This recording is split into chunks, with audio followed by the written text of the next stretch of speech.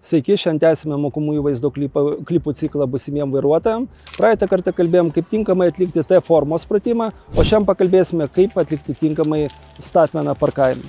Taip, važiuojame dabar į statmeną parkavimą. Tai važiuojame link tos parkavimo vietos, kur, įsivaizduokime, matome automobilį po dešinę, stovi automobilis, o mūsų parkavimo vieta yra dabar po dešinę. Laikomės maždaug apie metro atstumą, daugmaž šoninio metro atstumą. Pravažiuojame pilnai į tą automobilį, už kurio mes norėtume priparkuoti savo automobilį, pilnai, šiuo atveju link tvoros pačios reikia sustoti. Tada vėlgi neskubam, rodom posūkį, pasireguliuojam veidrodėlį, šiuo atveju rekomenduojama pasireguliuoti ne tik dešinį, bet ir kairį veidrodėlį tam, kad matytume, ar kairėje pusėje tinkamas bus atstumas nuo linijos arba automobilio. Ir tada, kai matome, kad veidrodėliai yra tinkamai sureguliuoti, galima pradėti pratimą. Ir maždaug šiaip realiai šitoj padėtyje, bet kur matome, kai mūsų automobilio galas sutampa su to kito automobilio, už kurio mes parkuojame kairiuoju šonu, arba šiuo atveju atsiprašau dešiniuoju šonu, turime jau maksimaliai užsukinėti vairą į dešinę, tam, kad automobilis kreiptųsi į tą parkavimo vietą. Ir, žodžiu, yra toks dalykas, kad visuose pratimuose, tiek ir įskaitant statmenam parkavime, galima pasitaisyti, nebūtinai įvažiuoti iš vieno karto. Turime suprasti, kad per arti tos mašinos, kuri stovi šone, privažiuoti negalim. Tai įsivaizduokim, ta riba yra, apie 3 cm kiam, nėra, kas įdomu, tokios tikslios labai informacijos, bet suprasti reikia, kad prie pat važiuoti negalima, nes galime užkabinti tą transporto priemonę. Tai egzaminuotojas tokius dalykus seka. Ir mes važiuojam, kreipiam automobilį kiek įmanoma į dešinę, stengiuosi laikyti saugaus atstumo, bet stebiu ir kairį atstumą nuo kito, įsivaizduokim, automobilio, kuris stovėtų kairėje pusėje.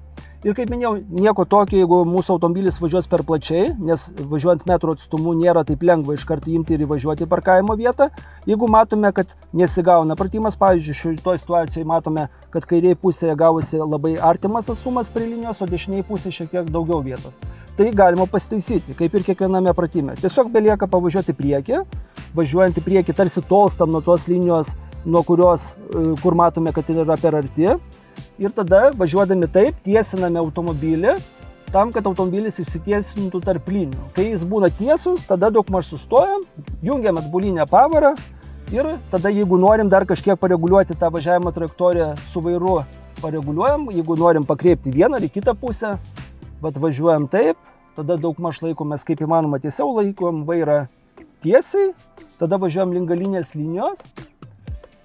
Ir kai galinė linija sutampa su mūsų veidrodėlio rankenos apatinė dalimi, tada toj vietoj sustojam ir gaunasi, kad tada turėtų gautis gale labai neblogas atstumas gale. Turėtų būti maždaug iki 40 cm. Tai aš šitoj vietoj sustoju, užtraukiu rankinę ir išlipu į lauką ir galim apsižiūrėti, kas gavosi. Taip, išlipam mašiną maždaug tiesiai stovi, dabar gale prieikim čionai.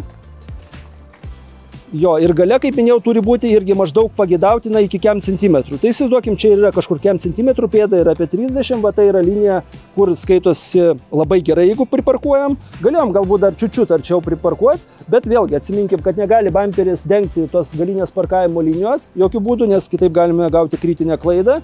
Ir vėlgi neturime sustoti labai per tolę, ne? Šiaip irgi, jeigu nuo 8 cm ir toliau, galime gauti kritinę klaidą, kad automobilis stovi per toli nuo galinės parkavimo linijos ir įsikiša, sakykime, tenai kažkur priekį, už parkavimo vietos ribų.